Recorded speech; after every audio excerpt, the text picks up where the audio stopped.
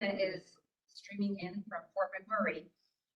She wears several hats. We'll get to that in a second. But first, I want to start with that Nate. We honor and acknowledge that the land of the Treaty 6 territory. This place is a traditional homeland for the First Nations and Métis peoples, and today we were all part of this treaty. The official name for this place she was. So welcome everybody. We have Diana Noble joining us from Fort McMurray. Diana wears several hats. She's a serial entrepreneur in Fort McMurray, and she spoke for us last. It was the first time that I have been introduced to her by Dale, and Diana's back again. Thank you very much, Diana. I'm going to pass it over to you. I'm going to mute myself. Everyone, if you could put your questions in the chat during the presentation or afterwards, please unmute and ask questions. Okay. Thank you so much. And if I could ask everybody, if you don't mind putting your cameras on, because that way I can see your faces and I can make sure that you're taking in the content today. This is going to be a very interactive session today. So if you have questions during the program, feel free to put your hand up or put any questions that you have in the chat. And so first and foremost, oh, no worry, Carrie. I appreciate that though. But if everybody else wouldn't mind putting on their cameras, I'd really appreciate that. If you can first and foremost type into the chat if you're thinking about becoming an entrepreneur, if you are a new entrepreneur who's already launched your business, or you've been running a business for a little while now. I just want to get a feel for who's all in the room today. Okay, thinking about it. Great. The chat for some reason comes up on a different screen here for me. Okay, there we go. Okay, so we've got a little bit of a mixture in the room then.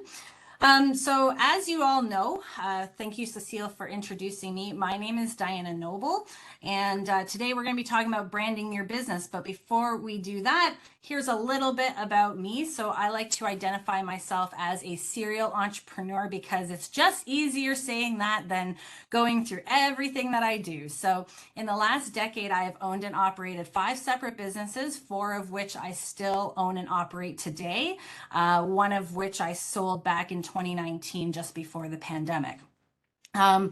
That business was a newspaper that I ended up selling, where I worked directly with a variety of business owners on their branding and marketing. I helped them craft their image, write their copy, design their ads, and help get their businesses seen in the community. So today I'm going to share some of that knowledge with you that has helped so many entrepreneurs, just like yourselves, establish their brand. So we're going to talk about what is a brand, why should your business establish one, how is your business communicating, and how can your business stand out from the rest. And for those of you who are newer entrepreneurs or those of you who are just thinking about it, this is a great place to start when it comes to thinking about your business, and we're going to talk about why in just a moment. Okay, so when you look at all of my businesses, and these are all of the logos for the businesses I currently own and operate, what stands out for you? What do you notice? If you want to just come off of mute, or you can just pop it into the chat, anything that you notice. Lots of blue. Okay, yeah, teal is one of the colors that represents a lot of my brands. Same name almost throughout. Okay, yeah, I use Noble a lot, similar color scheme, that's right. So I have very much branded my businesses with myself, essentially. Everybody knows that Diana Noble, when they think of teal and gray, they think of me a lot of the times. And if you can see behind me, you can see that my office is also branded in the exact same colors. So I've carried that through all of my businesses, and I really identify with that. My style is reflected in all of my businesses. Now, depending on what kind of a business that you're going to operate will depend on whether you follow that same thought process or not. You know, when let's say McDonald's came up with the golden arches, they weren't necessarily thinking that, you know, yellow and red were their favorite colors. They were thinking about the end user. For me, because I am a service provider, I went with colors that identify with myself, looks that identify with myself. But yeah, there's a few different ways to approach that. So I'm going to just point to a logo here. Let me just see. Okay, how about this one right here? Can you all see my mouse on the screen circling this? Yeah, okay. Who can tell me what this business is? Anyone? Dairy Queen. Okay, right. And you know that even though it just says DQ, that is Dairy Queen, right? Because you see it every time that Dairy Queen has a commercial, you see it on their buildings, so on and so forth. What about,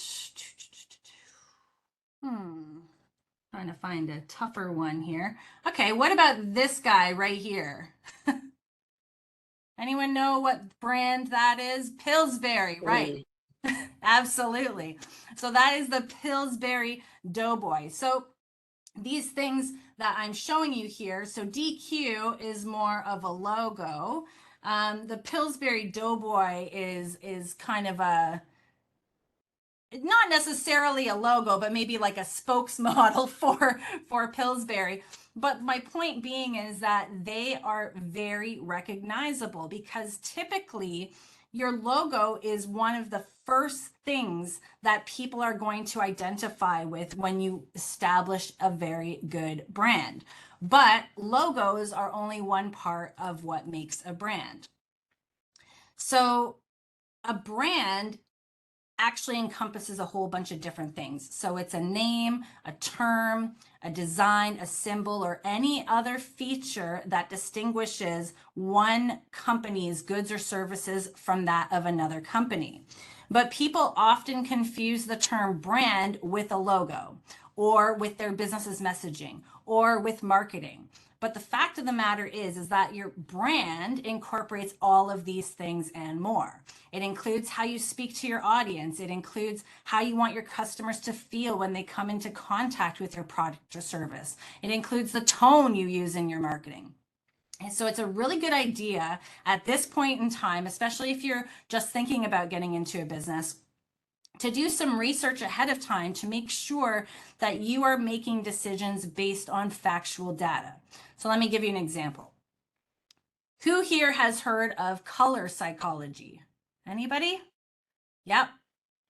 Dale, tell me what color psychology is. Oh boy. So basically it's a way of grouping people and their personality and work habits together so that you kind of can read people quickly. I'm confusing with a couple others, so excuse me if I get the details wrong, Dan. No, that's okay. So you're on the right track. So there are certain colors that are known to trigger certain emotions. And when we're applying that to a business, for example, bright colors like red can evoke a feeling of power or passion, whereas colors like pink are a little more feminine and they're more likely to attract a female audience. So not just choosing something just because you like it. I love the color teal, but the color teal also represents calmness and it creates trustworthiness. And so that is one of the reasons why teal is in a lot of my branding. Your tagline, does it make sense for what you're selling or who you're targeting? Is it simple enough to create interest? The way your company communicates, does it appeal to your demographic? If you are trying to target senior citizens and you use slang in your marketing like, yo, yo, yo, homies, get into this new retirement home pronto, well, it's probably not going to speak to your target demographic, right? So you want to keep all of these things in consideration when you are developing your brand. A good brand can stand the test of time.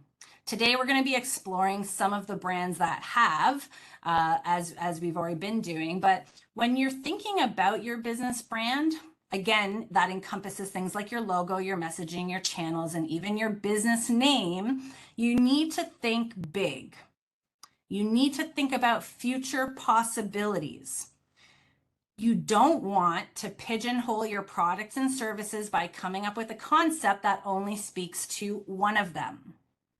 Okay, so for example, if you are going into, like, let's say you're starting up a bakery and you name your bakery Karen's Cakes. Well, you may now have pigeonholed yourself to just being thought of as a place that makes cakes, not a place that makes buns or cupcakes or anything else. Okay, so branding, it encompasses even your business name.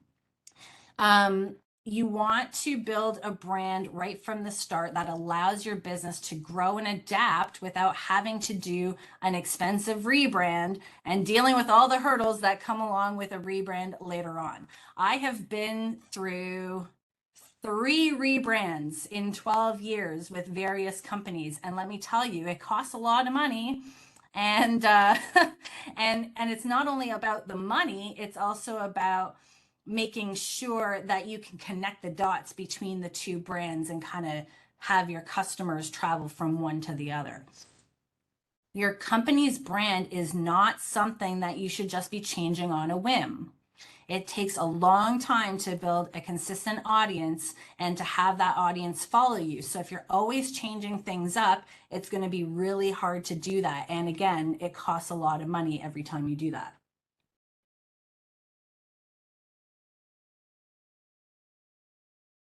So this is a picture of my real estate brokerage. It says real people in real estate. So we did this photo shoot back in the summer. And that is our tagline for our brokerage. You're not going to see us in all posh clothing, looking at the most luxurious homes and having an ego or anything to that effect, right? Because we are real people in real estate. And so therefore, our brand, it keeps things real. It keeps things down to earth, right? If we all of a sudden showed up in all suits and ties and that's all you ever saw us in, and we were all very serious and, you know, just non-communicative, like it really wouldn't coincide with the brand that we have established as real people in real estate.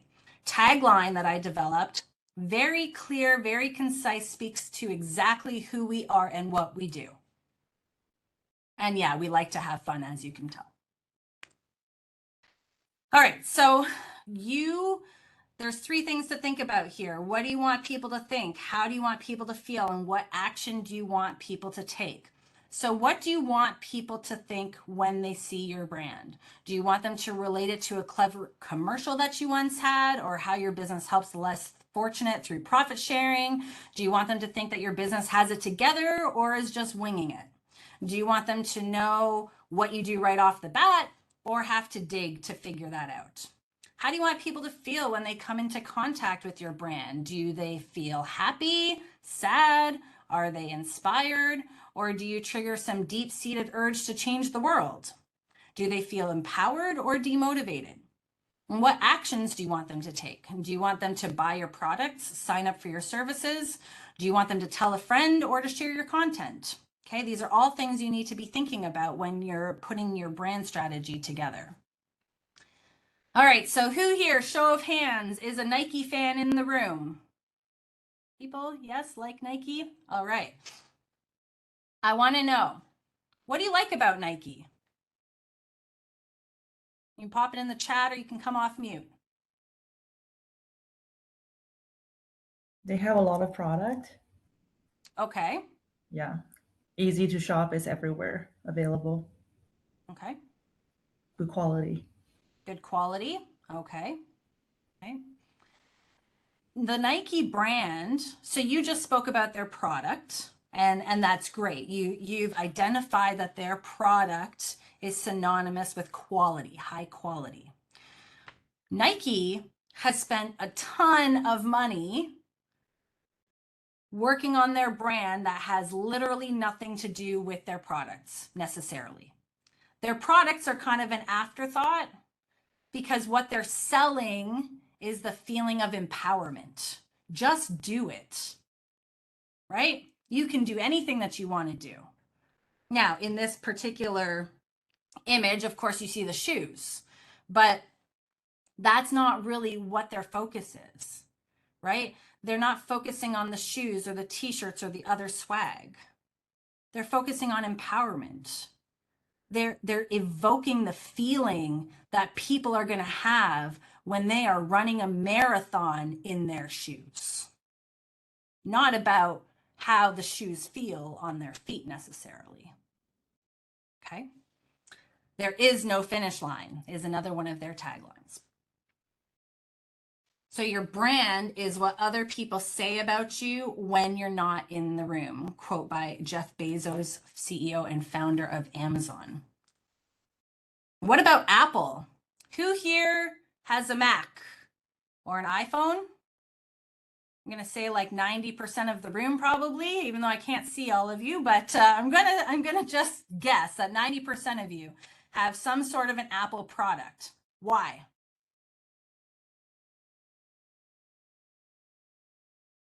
It's Anyone? part of my life already. What do you mean? Pretty much everything, because it's from waking up, using the alarm to using my iPad every day. It's everywhere. Yeah, because Apple has sold a lifestyle, not a computer, not a phone, not a watch. They have sold a lifestyle.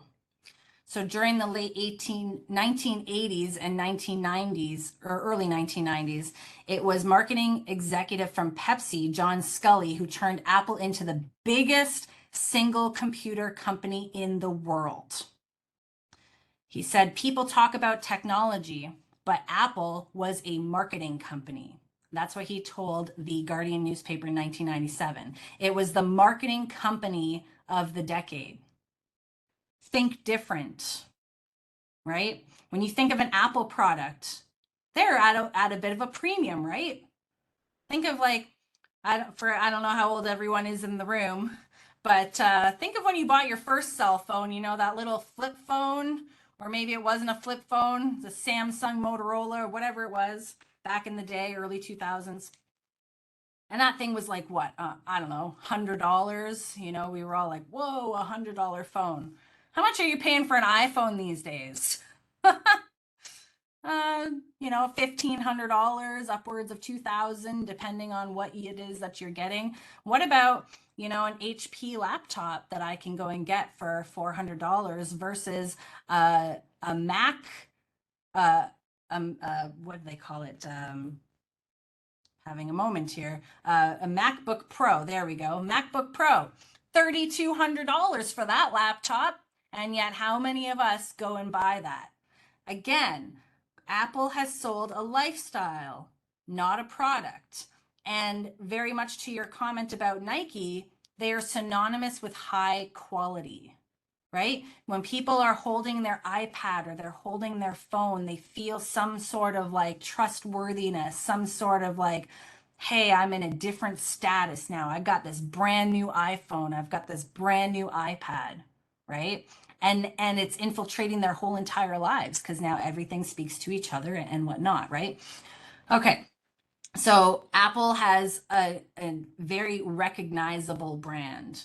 I'm willing to bet that 100% of the people in the room, if I just put this little partially eaten apple up on the screen, you would know that that's the Apple logo, right?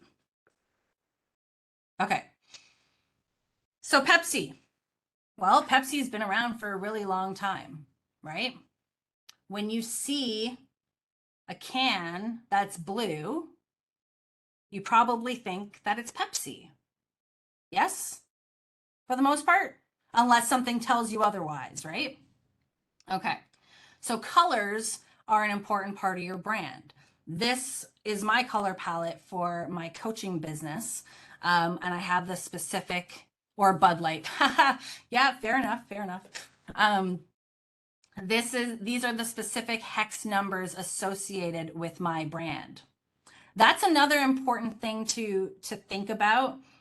And when I'm talking to my new realtors who come on board, one of the very first things I tell them to do is pick your 3 colors, pick your 3 fonts. And when I say pick your 3 colors, I don't just mean choose green. I mean, specifically, what is the 6-digit hex number that goes with that specific category of green? And that's what you're going to use in all of your branding. A good brand, you can see it from miles away. You don't need to know that it's Noble Choice Coaching to know that it's Noble Choice Coaching, if that makes sense, right? Because if you're using a consistent brand, then people recognize it before they even realize what business is associated with it. Like they just automatically know. Be careful with reds and greens for accessibility for colorblindness. That's a really good, that is really good. Oh, I'm just seeing all of the chats here. Okay, I got to keep that chat up there. Now I know how to. So yeah, making sure that you pick specific colors. And 2, when you're picking your colors, you also want to give thought of like, well, how are you going to use these colors? I've had a lot of people pick like 3 dark colors, and then they have no other color to contrast it with. So just give that some thought too. So for me, I don't have the black and the white on here. I use black and white quite often, but you know, making sure that you have a little bit of a contrast so that you can use them in different ways. So if Pepsi decided one day that they wanted to change from blue to red, what do you think would happen? You would think it's Coca-Cola, right? So it's really, so the color is really important. And again, just one part of establishing your brand. Okay, another part of it is your fonts.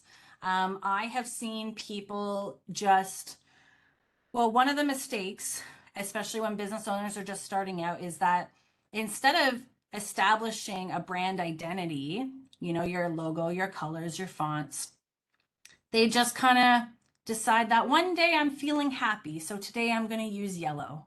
And the next day I'm feeling miserable, so I'm going to use like a dark stormy blue.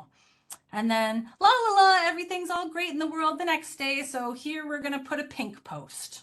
Okay, and now of course I'm talking about social media marketing in this specific example, but that is the wrong way to start out in your business, right? Because again, if you're just using whatever font you just feel like using one day, if you're just using whatever color you feel like using one day, then it's going to confuse your audience. They're not going to be able to know who you are before they know who you are. And that is really the intention of branding, is so that way people know who you are before they really realize that it's you. Okay, they're just like, oh yeah, hey, there's a bottle of cola and it's got a red label. Well, that's Coca-Cola. Don't even really need to think about it. Okay. So again, choosing your fonts. And one thing to, at one point of caution to give to you is making sure not all of your fonts are super fancy. I've seen a lot of business owners make that mistake as well. I'm going to tell you, you can see right here, this specialty script that I have right here called Playlist Script. If I were to use Playlist Script in all caps, and let's say I was to write something out with that, do you think it would be easily legible? Probably not, right? It'd be really hard to read. Or if I had paragraphs upon paragraphs written in that font, it might be really hard for people to read. So I always say that you should choose like 1 to 2 very plain fonts. I like to use this Open Son, but like Arial is a good one. There's a number of different ones that you can use that aren't too fancy. And then choose like a couple of fancy ones that you can use for titles, or, you know, if you need something to really stand out in your marketing, but you're using them as a specialty, not as your, you know, ongoing logo. Print and online fonts should be different too. Yeah, yes and no. I agree with you. The should be a serif font. You don't want to use like, I would never print, like I wouldn't do a blog post in one of these specialty ones, but I do try to keep consistent with using Open Son if I'm typing something out as well. If it's online or if it's in print, I do try to be consistent with that. But yeah, something not too fancy that people can read is really important. So let me Google that for you. Who here uses a search engine other than Google? If you do, pop it into the chat what search engine you use that's not Google. See if I get any replies here. Nobody, hey? Everyone uses Google now?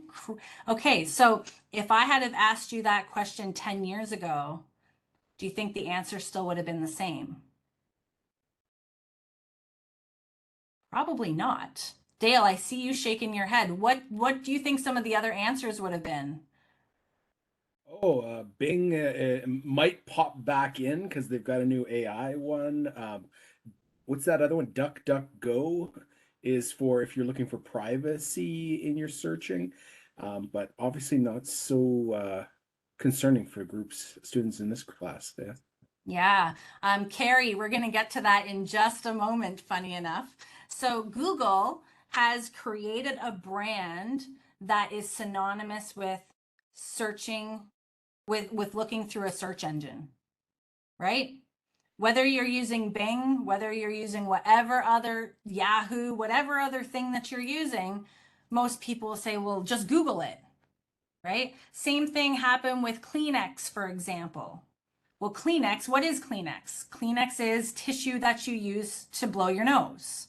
Okay, but how many different brands are there of tissue that you can blow your nose with that are not Kleenex?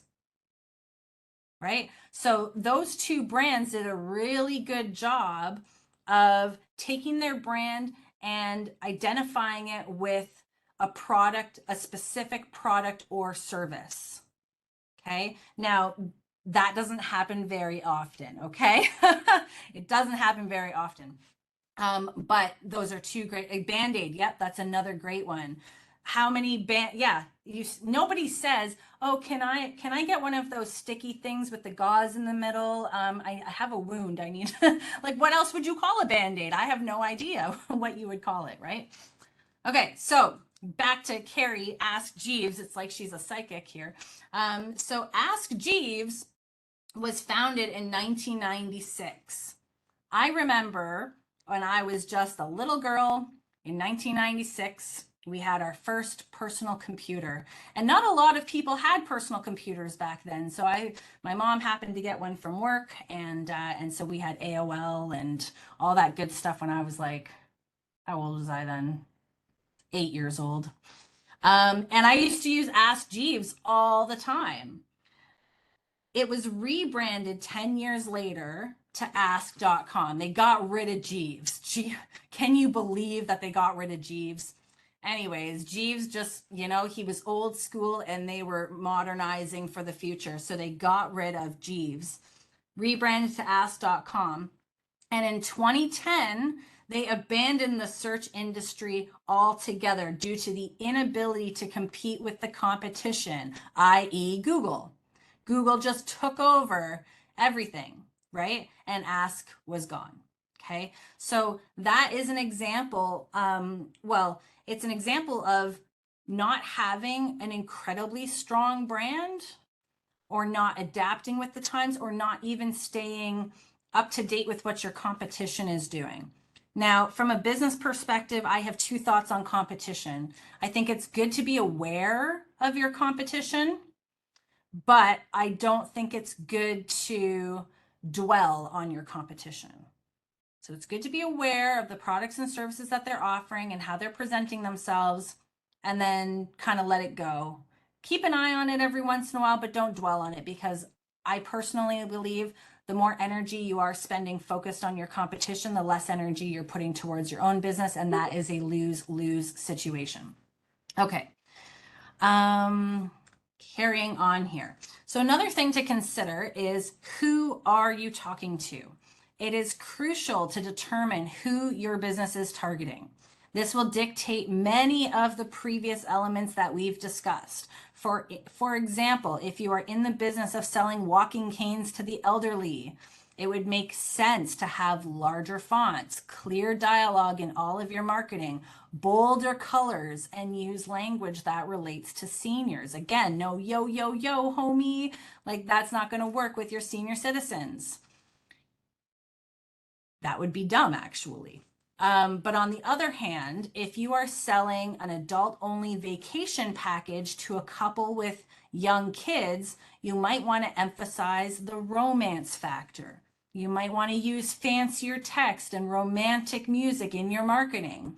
You'll want to speak their language and use colors that have them daydreaming about the beach. And similarly, if you're marketing to kids, right, you're going to use very, very simple language, bold colors, and things that make them excited, right? Very important to know who it is that your business is speaking to. It's very seldom, I mean, there are some examples, Google, I guess, being one of them, that have to cater to everybody. But for the most part, you are going to have somewhat of a demographic. Okay, so figure out who those people are. A good idea is to kind of come up with your avatar of like who your ideal client is going to be. You know, are they like single moms who take their kids to hockey practice? Are, you know, like you, the more specific you are, the better that you can identify with that demographic. But you know, you can be a little bit more broad and just say, okay, children from the age of 5 to 11. That's called a persona if you want to look up how to write one. Thank you. Okay. A great brand is recognizable from a distance and distinguishable from the rest. We already spoke about that. Okay, so some common mistakes.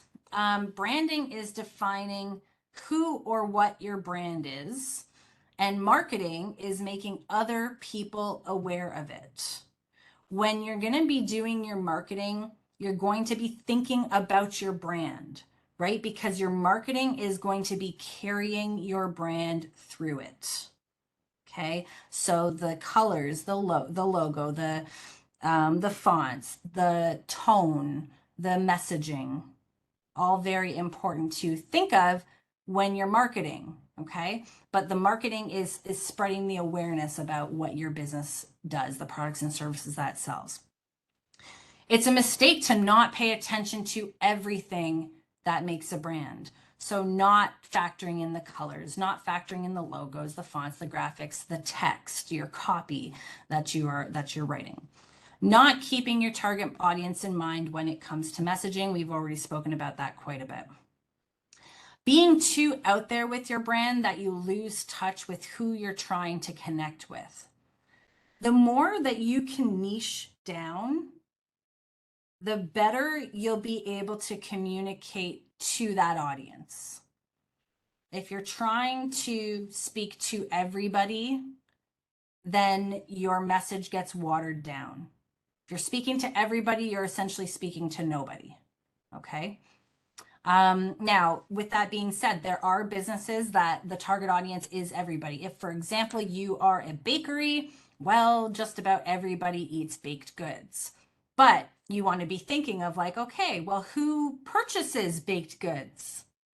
Yeah, everybody eats them, but who's the deciding factor of if you're going to go to Cobb's Bread today or not? Well, in my house, it's my husband because he brought some home last night. But, you know, you want to be thinking about, even if your product or service does cater to everybody, who is the purchasing power with?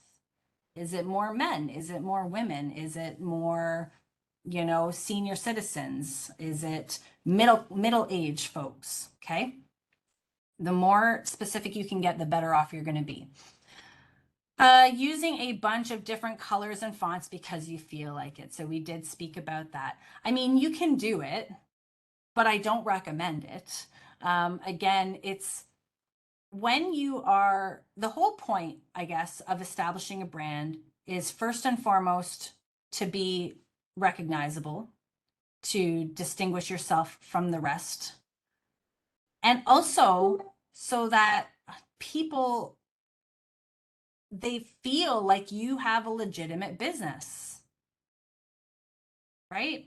If you have a strong brand, then that creates the perception with your audience that, hey, you're doing something right. Hey, look how much money or time that they have invested in really perfecting their brand. It's the same thing with, I personally, when I see professionals that are using a Gmail account, right? It kind of gives that perception like, so you have this business, but your professional email is karenscakes@gmail.com. It gives that perception like, okay, well, how invested are you really in your business that you can't purchase a domain and have a professional email address? Okay, maybe not everybody thinks that way, but what I'm trying to get at is that your brand creates some legitimacy in the eyes of your target audience. Okay, so things that you'll want to consider is like your website, your email address, your social media, what that all looks like, and ensuring that you have consistency throughout. You don't want to have a website that's purple and yellow and then all of the posts on your Facebook are blue, right? Consistency is key. Being inconsistent across channels. So I just spoke about that. Deviating from your brand to dive into popular overnight trends.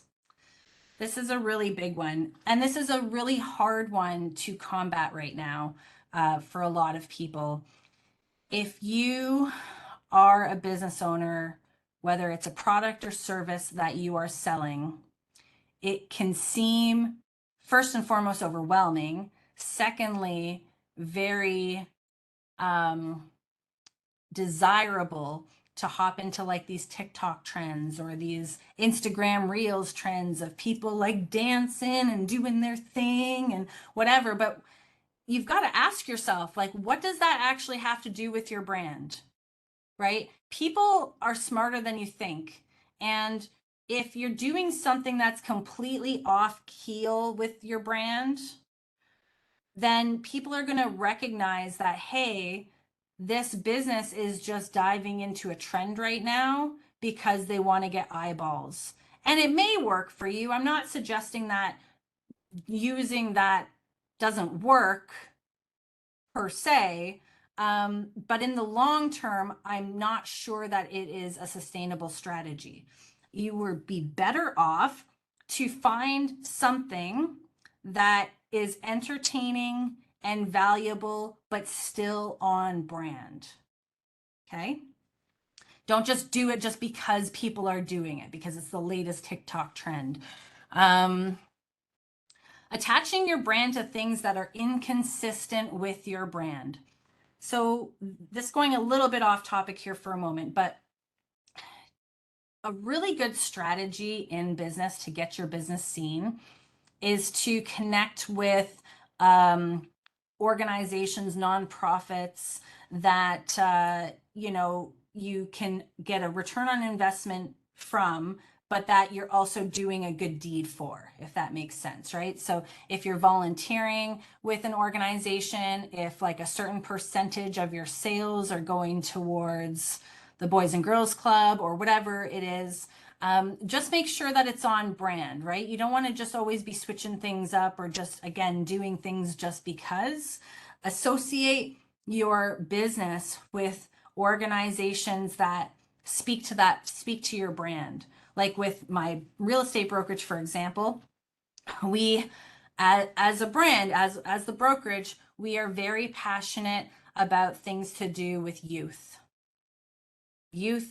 sponsoring youth events or volunteering at youth events or donating money to youth organizations is something you're going to see us do pretty consistently. Okay. If one day I decided that I was going to just donate $2,000 to starving kids in Kenya, it might throw people for a bit of a loop because it's not really like on brand. Okay. So figure that out from the beginning too. Like if you are just into business just to make money, then that is great. All the power to you. But I'm going to suggest that the most successful, recognizable businesses and brands in the world have some sort of social benefit that they are providing to the world, to other organizations. Okay, so figure that out from the beginning. Like, what does your business stand for? What is meaningful for your business? And then keep that consistent throughout. Another mistake is being too rigid and forgetting about the personality component that makes your brand stand out in the first place. Okay, so this one, there's a couple of thought processes there. How would that work if the business promotes inclusivity? Okay, so what does inclusivity mean for your business? Is that inclusivity in terms of religion, in terms of ethnicity, in terms of gender orientation? What does inclusivity mean? And if you are promoting inclusivity, then tie yourself to organizations that have those same values. And then you're on brand. Okay. Sorry, going back to being too rigid and forgetting about the personality. So this one's a little bit of a catch-22, and it kind of depends on what your business is. So in the small business space, typically the business owner has a good stake in the business. Okay. So for myself, for example, if you think of Noble Choice Coaching, you think of Seller Direct, Northern Homes Realty, you're thinking of Diana Noble. I'm very involved in those businesses. But if you're thinking of Achieve Wellness Spa, which is a spa here in Fort McMurray that has franchised out, you might not be thinking of the owner, Alethea. She keeps herself out of the business quite a bit, and that's okay too. My point being in terms of the personality component is don't just be so dry in terms of your marketing that you forget how to be relatable. Okay. If you can figure out a way for your brand to be relatable, then you're going to have more success because people are going to identify with the products and services, the feeling that they get when they use your products and services.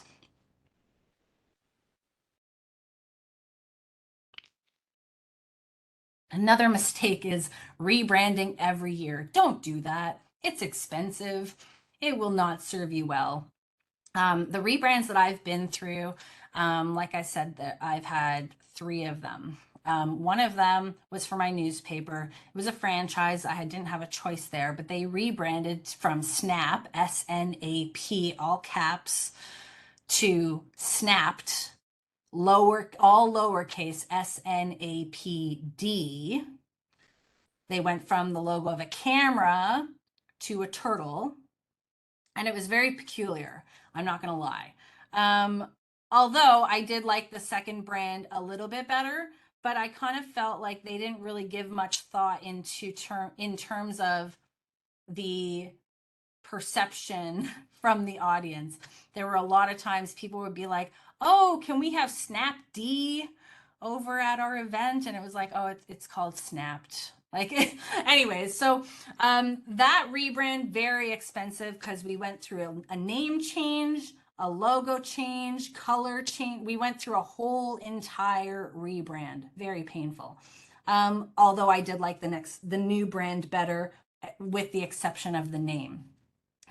With Seller Direct, I rebranded that. I did a very minor name rebrand a couple of years ago because we used to be named Seller Direct Fort McMurray. And when we were thinking about expanding down to Edmonton, Well, that name wasn't going to work anymore now, was it?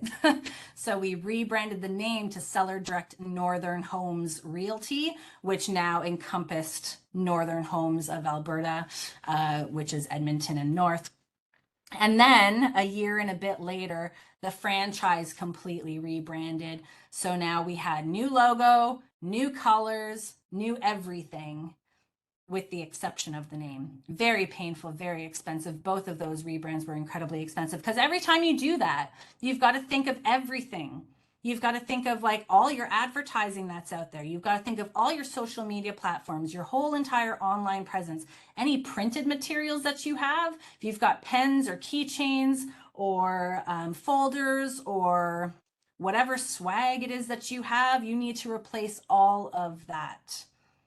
I had to replace over 154 sale signs.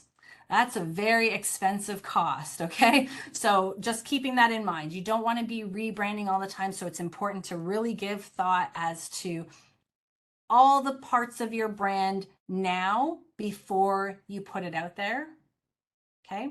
And if you're looking for any kind of feedback, ask your friends, ask your family before you put it out there. Find somebody to bounce those ideas off of, right? Because it's always good to think outside of yourself, because if you do that, like, you don't know what other people are going to come up with, right?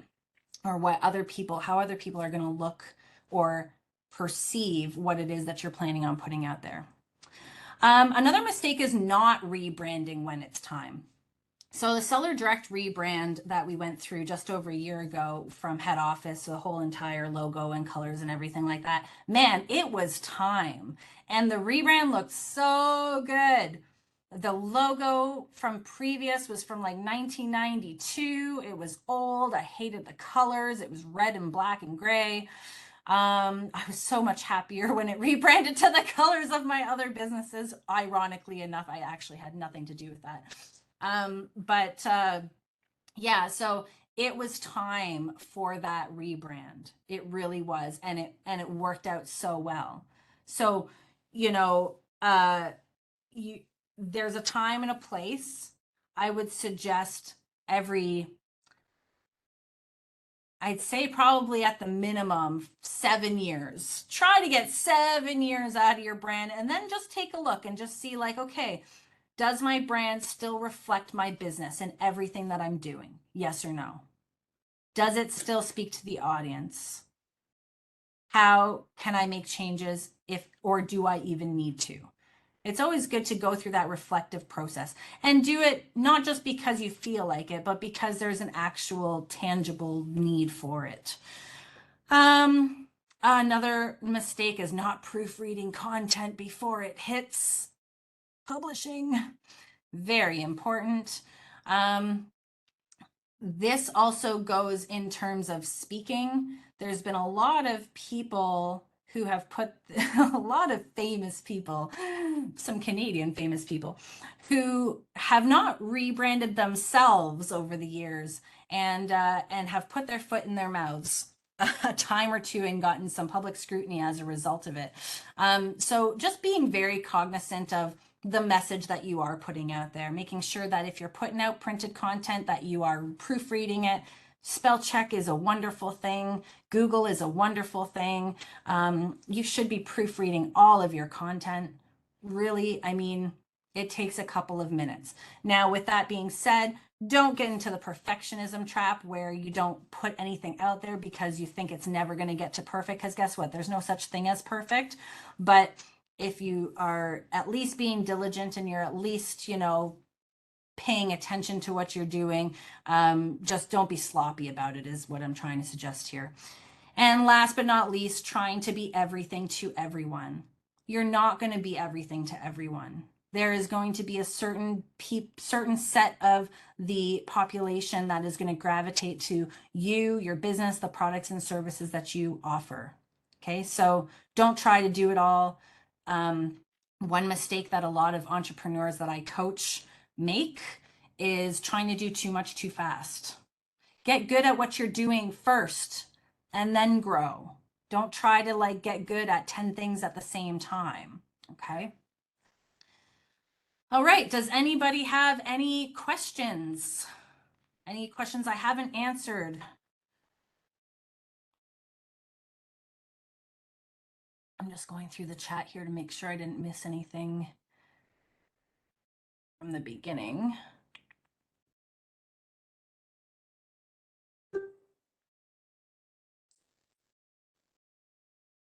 Okay, I think I've got everything.